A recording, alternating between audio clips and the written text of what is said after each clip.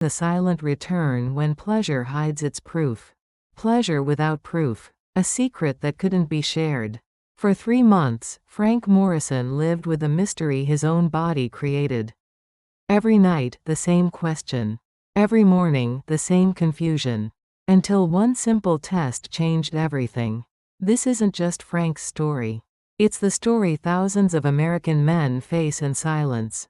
What happens when your body works perfectly but differently?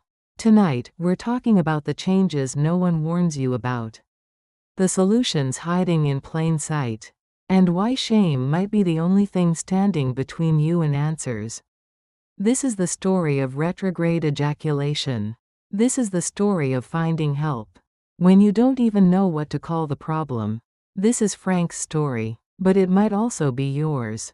Before we begin, I'd like to gently remind you that subscribing and liking this video is completely free. And for each of you who found your way here today, I truly wish your life to be filled with peace, joy, and moments of quiet happiness. Frank Morrison had been married to Mary for 43 years. He knew the sound of her morning coffee routine, the way she hummed unconsciously while folding laundry, and exactly how she looked when she was pretending not to worry about him. On this particular Tuesday morning in March, as pale sunlight filtered through their bedroom curtains, he was about to discover something that would challenge everything he thought he knew about his own body. The intimacy had been good. Better than good, actually. After 3 months of recovery from his prostate surgery, Frank had felt like himself again. The tenderness was gone. The awkward positioning was behind them. And for the first time since January, he and Mary had reconnected in the way that had sustained their marriage through job losses, teenage children, and his recent health scare. But then came the moment that would haunt him for weeks. Frank felt the familiar rush, the building tension, the release he'd experienced thousands of times over 4 decades of marriage. His body responded exactly as it always had. The sensation was complete, satisfying, normal in every way that mattered. Except for one thing. Nothing came out. Frank lay there, breathing heavily, waiting. He looked down, expecting to see what had always been there before. Instead, he saw nothing. No evidence of what had just happened. No proof that his body had worked the way it was supposed to work. "What the hell?" he whispered, quiet enough that Mary wouldn't hear. He sat up slowly, his 71-year-old joints protesting slightly, and stared at himself. Had he imagined the whole thing? Had the pleasure been some kind of phantom sensation? Frank had read about phantom pain in amputees. But this was different. This was phantom completion. In the bathroom mirror, Frank saw the same face that had looked back at him for 7 decades.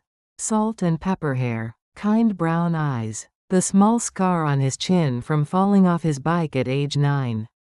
Everything was exactly as it should be. Everything except this one impossible thing. "Honey, you okay in there?" Mary's voice drifted through the door. "Fine, sweetheart. Just washing up." But Frank Morrison was not fine. For the first time since his cancer diagnosis 6 months earlier, he felt truly afraid. Not afraid of dying. He'd made peace with that possibility. During the dark weeks before surgery, he was afraid of living differently, of being less than whole, of having to explain something he didn't understand to the woman who had stood by him through everything. He dried his hands slowly, deliberately, buying time to think. Maybe it was temporary. Maybe it was a side effect of the anesthesia that was finally wearing off. Maybe tomorrow would be different. But deep in his chest, Frank felt the cold certainty that something fundamental had changed. Something the doctors hadn't warned him about. Or maybe something they had mentioned in passing, that he'd been too worried about cancer to absorb. When he walked back into the bedroom, Mary was already downstairs making breakfast. The smell of bacon and coffee drifted up the stairs, normal and comforting. Frank sat heavily on their bed, and tried to convince himself that this was nothing. That worrying was pointless. That everything was fine. But everything was not fine. And for Frank Morrison, this Tuesday morning marked the beginning of a journey he never expected to take. A journey from confusion and shame to understanding and acceptance, with stops along the way that would test both his marriage and his sense of himself as a man. The next few days passed in a haze of second-guessing and careful observation. Frank found himself paying attention to his body in ways he never had before. Monitoring every sensation, cataloging every response. He felt like a scientist studying a specimen. Except the specimen was himself. Wednesday morning brought the same result. Thursday night, the same confusion. By Friday, Frank had convinced himself that something was seriously wrong. Not just different, but broken in a way that couldn't be fixed. He tried to research discreetly. While Mary ran errands, he sat at their kitchen computer and typed careful searches into Google. Changes after prostate surgery, normal recovery signs, problems with. He couldn't even bring himself to type the whole phrase. The internet was full of contradictory information. Some forums suggested it was completely normal. Others implied it was a sign of surgical complications. A few claimed it could be fixed with simple medication. Many more suggested it was permanent, and he should learn to live with it. None of the information felt personal enough to trust.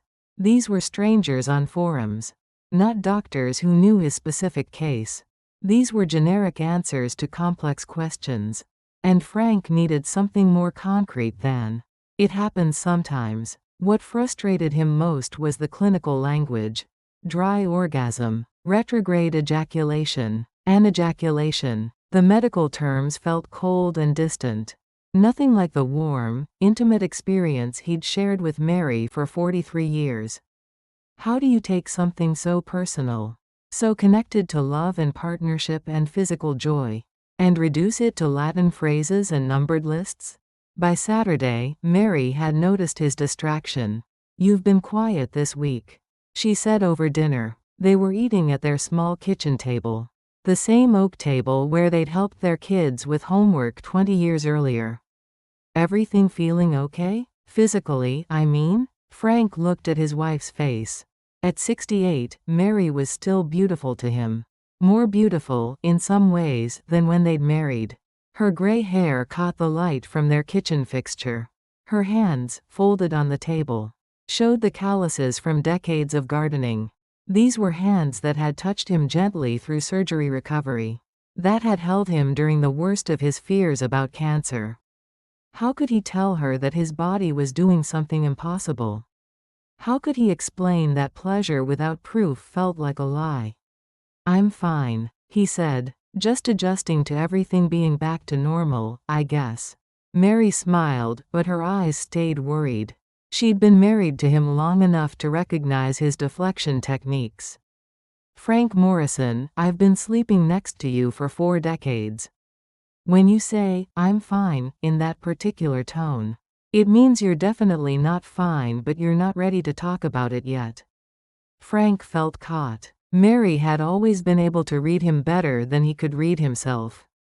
It was one of the things he loved most about their marriage. And one of the things that made keeping secrets nearly impossible.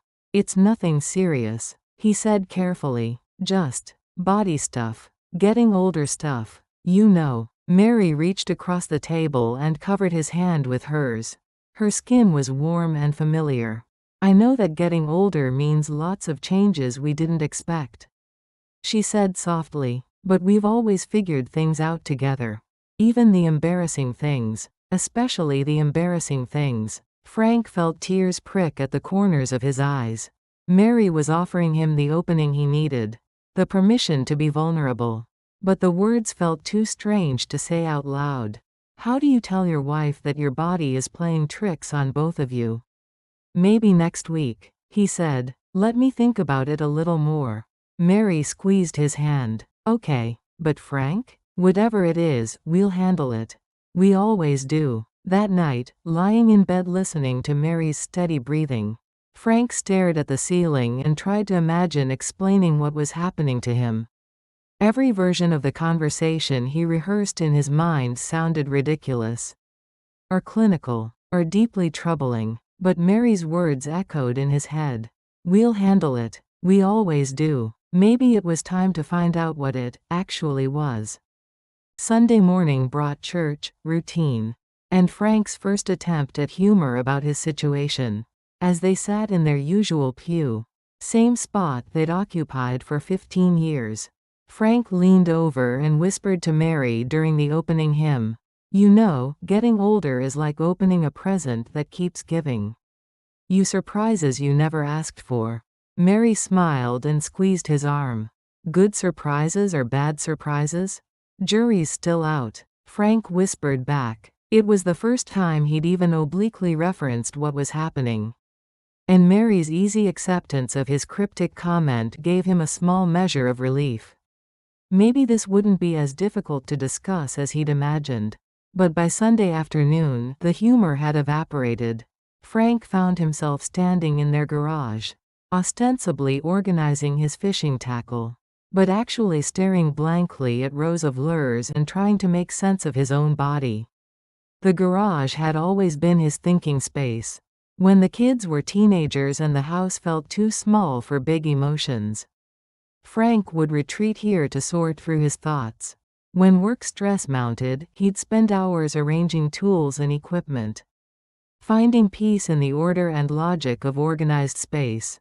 Now, holding a spinnerbait he'd used successfully for years, Frank realized that his relationship with his own body felt as tangled as his fishing line after a bad cast. That evening, after Mary had gone to bed, Frank did what many men his age do when they need answers. He turned to the internet. But this time, instead of broad searches, he typed specific phrases. Real questions, adult questions, orgasm without ejaculation after prostate surgery. The search results were both reassuring and alarming. Reassuring because he discovered he wasn't alone. This happened to many men after various medical procedures, or as a natural part of aging. Alarming because the information was scattered, inconsistent, and often buried in academic language that made him feel like a medical curiosity, rather than a person with a valid concern. One forum post caught his attention. Been dealing with this for 2 years after my prostate surgery. Wife says it doesn't matter to her, but it feels like something's missing. Not the physical sensation, that's fine. But the completion? The proof that everything worked? It's hard to explain to someone who hasn't experienced it. Frank read the post 3 times. Finally, someone who understood the psychological aspect of the change. It wasn't just about physical function. It was about identity, about feeling complete, about the strange sense of having experienced something that left no evidence of itself. He scrolled through the responses. Some men reported that medications had helped. Others said they'd learned to accept the change as a minor inconvenience. A few mentioned that counseling had helped them and their partners adjust. But one response stopped him cold. Don't suffer in silence, guys. I spent 6 months thinking I was broken before I talked to my doctor. Turns out there are tests they can do to figure out exactly what's happening. And sometimes there are treatments that actually work. I wish I'd asked for help sooner. Frank sat back in his chair. Tests, treatments, professional help that didn't involve embarrassing forum posts, and late-night Google searches. Why hadn't he thought of that sooner? Because, Frank realized, he'd been thinking about this as a shameful secret. Instead of a medical question, he'd been treating his own body like a broken appliance. He was too embarrassed to take to a repair shop. But his body wasn't an appliance. It was the same body that had carried him through 7 decades of life, that had fought off cancer, that had recovered from surgery. It deserved better than shame and secrecy. Frank closed the computer and sat in the quiet kitchen for a long moment. Upstairs, he could hear Mary's gentle snoring, the sound that had become the soundtrack to his nights for 43 years. Tomorrow, he decided, he would start treating this like the medical question. It was instead of the personal failing it felt like. Tomorrow, he would ask for help. Monday morning brought resolve and a plan. Frank waited until Mary left for her book club meeting, then called his urologist's office. Dr. Patricia Chen had performed his prostate surgery, and she'd been clear about staying in touch if any questions arose during recovery. Dr. Chen's office, this is Jennifer. Hi, Jennifer. This is Frank Morrison. I had surgery with Dr. Chen in January, and I have a follow-up question. Of course, Mr. Morrison. How are you feeling? Frank paused. How was he feeling? Confused, embarrassed, concerned but also determined. I'm feeling okay overall, but there's something I need to discuss with Dr. Chen about. Changes since the surgery. Jennifer's voice was professionally warm. I can schedule you for next week. Would Wednesday at 2 p.m. work? Wednesday felt simultaneously too soon and not soon enough. But Frank said yes, wrote down the appointment details, and spent the rest of Monday feeling like he'd taken a concrete step forward. Tuesday brought second thoughts and an unfortunate trip to the pharmacy. Frank had convinced himself that maybe he could solve this problem without involving doctors. The internet forums had mentioned various supplements and over-the-counter solutions. Maybe a quick fix existed that didn't require medical appointments and awkward conversations. At the local CVS, Frank found himself standing in the men's health aisle, reading labels on bottles with names like Male Vitality Plus and Performance Enhancement Complex. The promises were bold: restore your natural function, feel like yourself again. Doctor recommended ingredients. A pharmacy technician approached a young man, probably in his 20s, with kind eyes and a professional demeanor. Can I help you find anything specific, sir? Frank felt heat rise in his cheeks. I'm just looking at some of these supplements for general health. The technician nodded knowingly. These are popular with our older male customers. Though I should mention, if you're dealing with changes after surgery or medication, it's usually better to talk to your doctor first. Some of these can interact with prescriptions. Frank appreciated the young man's discretion. No assumptions, no embarrassing questions, just practical advice. Have you heard of these actually working? Frank asked carefully. The technician glanced around to make sure they weren't being overheard. Honestly, some people say they help with energy and general wellness. But for specific, functional changes, most people get better results working with their healthcare provider. There are prescription options that are much more targeted. Frank bought a basic multivitamin not because he thought it would solve his problem, but because walking out empty-handed would have felt like defeat. As he drove home, he realized the pharmacy technician had essentially confirmed what he'd already decided. This needed professional attention. Wednesday morning arrived with unusual spring weather, warm enough for Frank to sit on their back porch with his coffee, watching Mary work in her garden. She was planting early vegetables, her movements efficient, and practiced after decades of coaxing food from their small plot of earth. I have a doctor's appointment this afternoon, Frank said casually. Mary looked up from her tomato seedlings. Everything okay? Just a checkup? Follow up with Dr. Chen. Nothing urgent, just some questions about recovery. Mary walked over to the porch, wiping her hands on an old towel.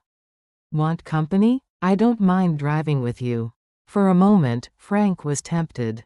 Mary's presence always made medical appointments less intimidating. But this conversation needed to happen privately first.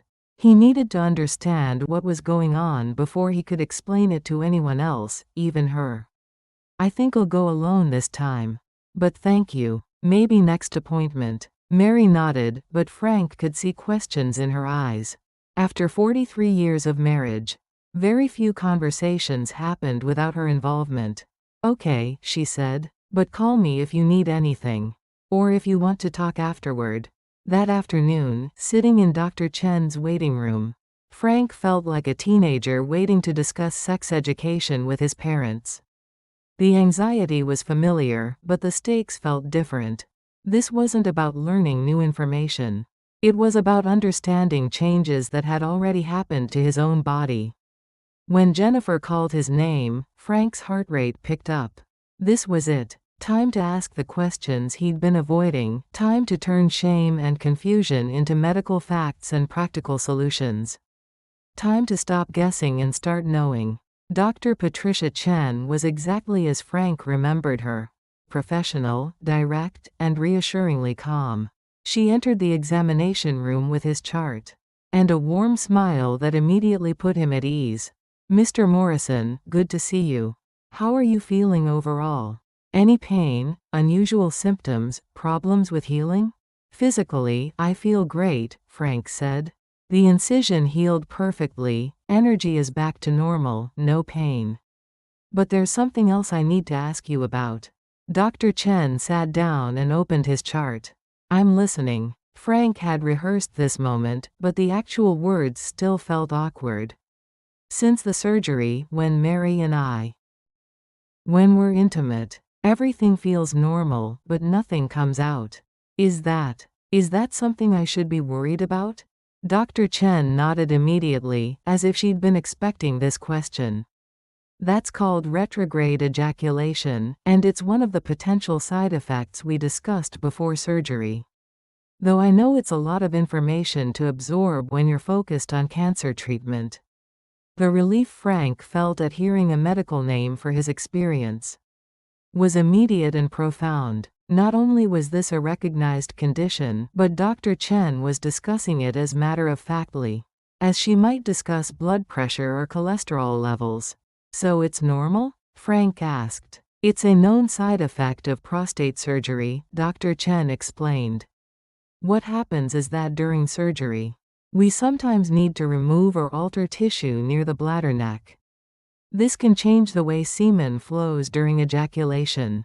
Instead of exiting through the urethra, it flows backward into the bladder." Frank felt pieces of a puzzle clicking into place. "So the semen is still there, it's just going in a different direction?" "Exactly. You're still producing semen, you're still experiencing orgasm. But the fluid is taking a different route. It's then eliminated naturally when you urinate." The clinical explanation was oddly comforting. Frank's body wasn't broken. It was just working differently. Like a river that had been redirected but was still flowing. "Can it be fixed?" Frank asked. Dr. Chen considered this carefully. "There are treatment options we can explore. Some men respond well to certain medications that can help restore normal flow. But first, let's confirm the diagnosis with a simple test." She explained that the test was straightforward. Frank would provide a urine sample after ejaculation, and they would analyze it for the presence of sperm. If retrograde ejaculation was indeed what was happening, they would find sperm in the urine sample. "The test itself is private and dignified," Dr. Chen assured him. "We have a comfortable private room, and you can take all the time you need. Jennifer will give you detailed instructions." Frank felt a combination of embarrassment and gratitude. Embarrassed that he would need to masturbate in a doctor's office, but grateful that there was a concrete way to get answers. "Will the results tell us about treatment options too?" "They'll tell us exactly what's happening, which will guide our treatment discussion," Dr. Chen said. "Some men prefer to adapt to the change without medication, especially if it's not affecting their sexual satisfaction or their partners. Others want to try medical intervention. There's no right or wrong choice, just what feels right for you and Mary." The mention of Mary reminded Frank that this wasn't just his decision to make. While the physical experience was his, the intimate relationship belonged to both of them. "Should Mary come to the next appointment?" Frank asked. Dr. Chen smiled. "Many couples find it helpful to discuss these changes together. Sexual health affects both partners, and sometimes having the conversation in a medical setting makes it easier to ask questions and explore options." 20 minutes later, Frank found himself alone in a private room that looked more like a comfortable office than a medical space. There was a soft chair, dim lighting, and a small table with tissues and a specimen cup labeled with his name. Jennifer had explained the process clearly and left written instructions. The awkwardness Frank had anticipated was minimal. This felt clinical but respectful, necessary rather than embarrassing. 45 minutes after that, Frank sat across from Dr. Chen again as she reviewed the test results. "The test is positive for sperm in the urine," she said simply. "You have retrograde ejaculation, exactly as we suspected." Frank felt an odd sense of vindication. His body wasn't malfunctioning randomly. It was responding predictably to surgical changes. There was logic to what was happening, even if the logic was different from what he'd expected. "What happens next?" Frank asked. Dr. Chen handed him an information sheet. "Take this home, discuss it with Mary, and decide whether you want to try medication or other interventions. We can schedule another appointment in a couple of weeks. And Mary is welcome to join us for that conversation." As Frank walked to his car, he realized he was feeling something he hadn't experienced in weeks. Hope. Not hope that everything would go back to exactly as it was before, but hope that he understood what was happening and had options for moving forward. For the first time since that Tuesday morning in March, Frank Morrison felt like he might be able to explain himself to his wife. The drive home gave Frank time to process what he'd learned. As he waited at a red light, he glanced at the information sheet Dr. Chen had given him. The medical language was clear and straightforward. Exactly what he'd needed instead of confusing internet forums and conflicting advice.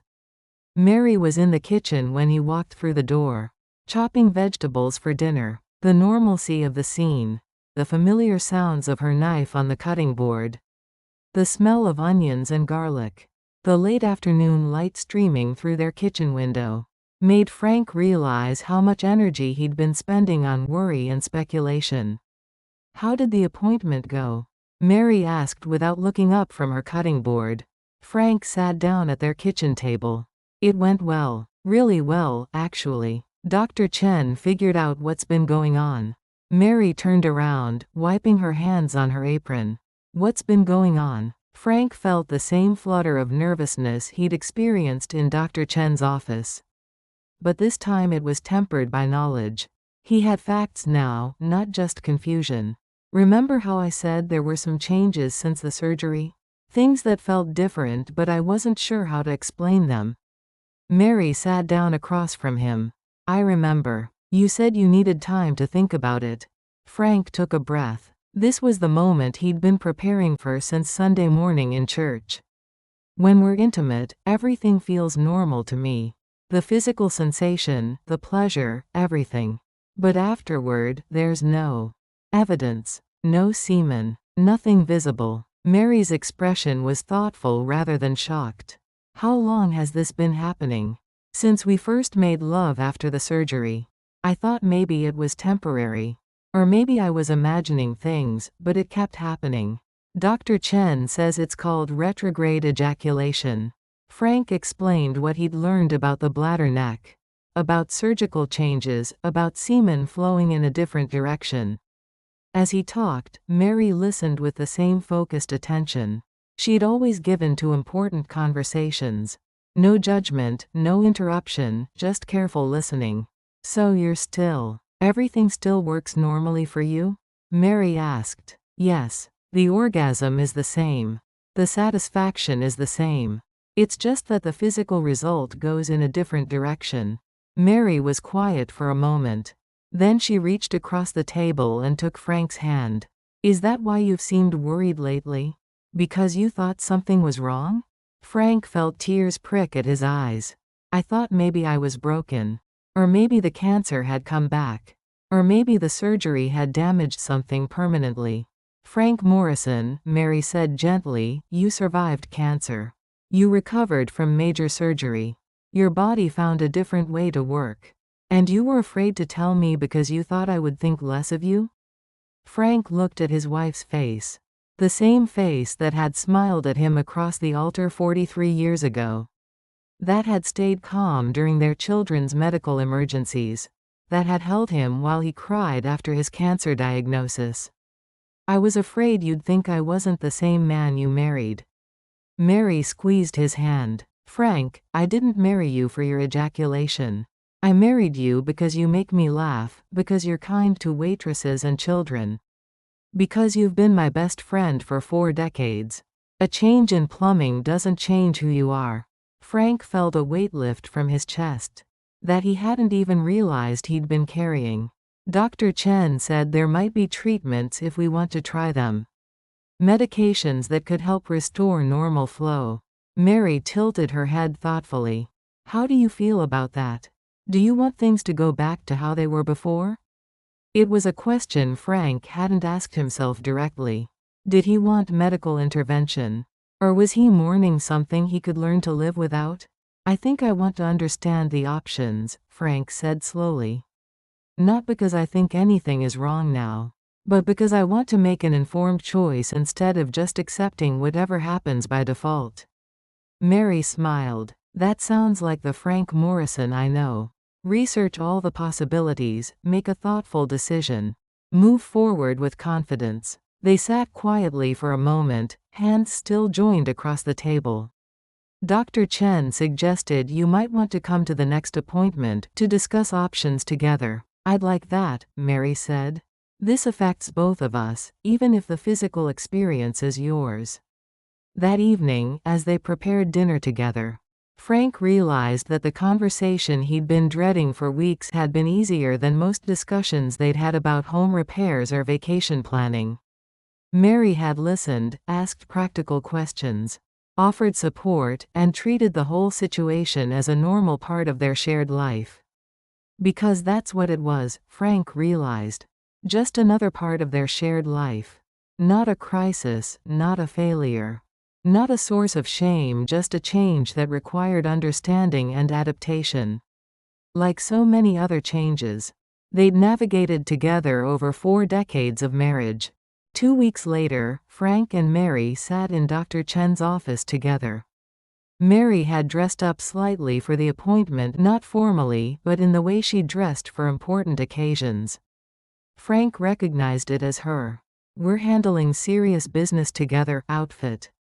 Dr. Chen reviewed Frank's test results with both of them, explaining the diagnosis in the same clear, straightforward language she'd used during Frank's solo visit. Mary asked thoughtful questions about the surgical process, about prevalence of the condition, about long-term health implications. So this doesn't affect Frank's health otherwise? Mary asked. It's not a sign of other problems? Not at all, Dr. Chen assured her. Retrograde ejaculation is a mechanical change, not a health concern. It doesn't affect hormone levels, sexual function, or overall wellness. What are the treatment options? Frank asked. Dr. Chen explained several possibilities. Some men responded well to medications that could help restore normal ejaculation by affecting the muscles around the bladder neck. The medications were generally safe, but came with potential side effects that needed to be considered. There's also the option of accepting the change without medical intervention, Dr. Chen continued. Many men find that once they understand what's happening, the condition doesn't significantly impact their sexual satisfaction or their relationship. Mary and Frank exchanged glances. What would you recommend? Mary asked. I'd recommend trying the medication for a few months. If you're curious about restoring the previous function, the side effects are generally mild, and if it works quickly. If it doesn't work, or if the side effects are bothersome, you can discontinue and know you've explored the option fully. Frank felt Mary's hand find his. What do you think? He asked her quietly. Mary considered for a moment. I think I'd like to try it, not because I need things to be different, but because I'm curious about whether they could be. Like Dr. Chen said, if it doesn't work or causes problems, we stop. But if it does work. She trailed off, but Frank understood. They'd been married long enough that sexual intimacy carried layers of meaning. Not just physical pleasure, but connection, familiarity, shared experience. If they could restore a familiar element of that experience without significant cost or risk, why not try? Let's try the medication, Frank said. Dr. Chen wrote a prescription and explained the timing and dosage. The medication needed to be taken daily, and they should expect to see results. If they were going to see results within a few weeks, I'd like to see you both back in 6 weeks to discuss how it's working, Dr. Chen said, and please call if you have any concerns or side effects before then. As they walked to their car, Mary slipped her arm through Frank's. That wasn't nearly as awkward as I expected. Frank laughed. Dr. Chen has a talent for making embarrassing conversations feel routine. I'm proud of you, Mary said as Frank unlocked the car doors. For what? For asking for help instead of suffering alone. For including me in the solution instead of trying to handle it yourself. Frank felt a rush of affection for his wife. Mary had turned what felt like his private failure into their shared challenge. Had transformed shame into teamwork. I'm proud of us, he said. 6 weeks later, they were back in Dr. Chen's office with good news. The medication had worked. Not perfectly, but significantly. Frank's ejaculation wasn't identical to what it had been before surgery. But it was normal, familiar. Any side effects? Dr. Chen asked. None that are bothering me, Frank said. Slight stuffiness sometimes, but nothing significant. Mary smiled. And the psychological effects have been entirely positive. It's nice to have things feel familiar again. Dr. Chen made notes in Frank's chart. The medication seems to be working well for you. You can continue taking it as long as it's effective and not causing problems. Some men take it indefinitely. Others use it for a period of adjustment and then discontinue. Frank and Mary exchanged glances. They'd discussed this possibility. We might try stopping it in a few months, Frank said. Now that we know what's happening and why, it might not matter as much whether it continues. Dr. Chen nodded approvingly. That's a very healthy approach. You understand your options, you've tried the treatment. And now you can make informed decisions about what works best for your relationship. As they left the office for what would likely be their final appointment related to this issue, Frank realized that the journey from confusion to understanding had taught him something important about marriage, about aging, and about the difference between problems and changes. Not everything that feels different is broken. Not everything that requires adjustment is a crisis. And not everything that challenges your sense of yourself needs to be faced alone. Sometimes the best solution is simply understanding what's happening and deciding together how to respond. 6 months later, Frank was telling his story to his brother-in-law, Jim, over coffee at their usual Saturday morning diner.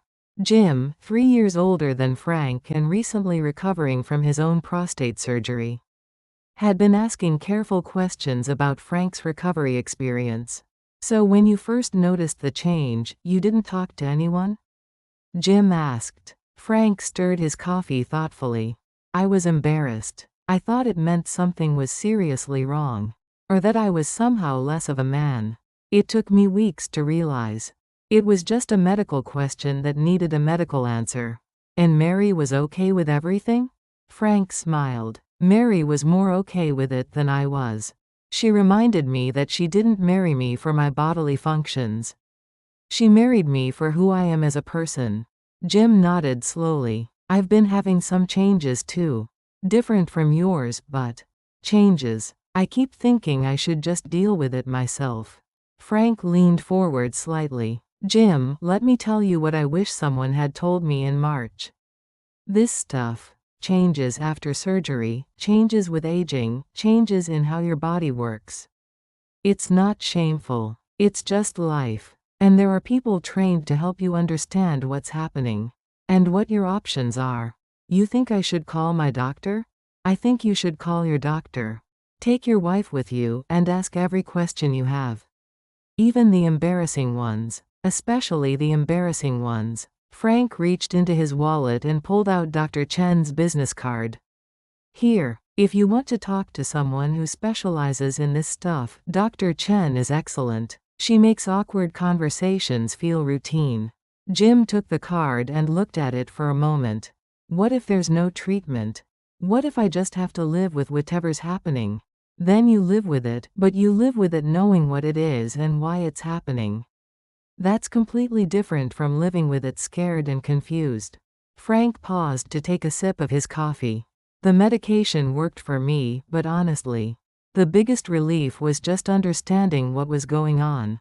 Once I knew what retrograde ejaculation was and why it was happening, it stopped feeling like a personal failure and started feeling like a medical fact. As Frank drove home from the diner, he reflected on how much had changed since that Tuesday morning in March, when he'd first experienced the confusing absence of ejaculation. Not just the physical changes, though the medication had largely restored familiar function, but his entire approach to health, aging, and marriage. He'd learned that shame and secrecy rarely solve medical problems. He'd learned that Mary's love for him was much more robust than he'd given her credit for. And he'd learned that getting older didn't have to mean suffering in silence. Through every change and challenge, that evening, Frank found Mary in her garden, harvesting tomatoes in the golden hour before sunset. The plants were heavy with fruit, the result of her patient care and attention throughout the growing season. "How was coffee with Jim?" she asked, holding up a particularly large tomato for Frank to admire. "Good. I think I convinced him to talk to his doctor about some changes he's been dealing with." Mary smiled. "You're becoming quite the advocate for medical transparency." Frank laughed. "Who would have thought? 6 months ago, I couldn't even say the word ejaculation out loud. And now I'm giving advice about sexual health over pancakes and coffee." Mary stood up and brushed dirt from her knees. "I'm proud of how you handled everything. From the initial worry through the doctor visits to helping Jim today. You turned something that felt shameful into something helpful." Frank put his arm around Mary's shoulders as they looked at her thriving garden. "I learned something important," he said. "The body is going to change as we get older. That's inevitable. But how we respond to those changes, with shame or curiosity, alone or together, in ignorance or with information, that's up to us." Mary leaned against him. "What would you tell someone who's dealing with something similar?" Frank considered the question seriously. After months of research, medical consultations, and personal experience, what advice would he give to another man facing the same confusion he'd experienced? "First, I'd tell them it's more common than they think. Retrograde ejaculation affects many men after prostate surgery. And it's not a sign of surgical failure or personal inadequacy." Frank counted off points on his fingers. "Second, I'd tell them to write down their questions and concerns before they go to the doctor. It's easy to forget important things when you're nervous. Third, bring your partner to the appointment if you have one. Sexual health affects both people in a relationship, and having the conversation in a medical setting makes it easier to ask questions without embarrassment." Mary nodded approvingly. "Fourth, be honest about how the changes are affecting you emotionally, not just physically. If it's causing anxiety or affecting your relationship, that's medical information too." And finally, Frank concluded, "Remember that understanding what's happening is often more important than fixing what's happening. Once you know what retrograde ejaculation is, and why it occurs, you can make informed decisions about treatment or adaptation." Mary squeezed his arm. "That sounds like the voice of experience." As they walked back toward their house, Frank realized he'd come full circle from that March morning, when he'd sat on the edge of their bed in confusion and fear.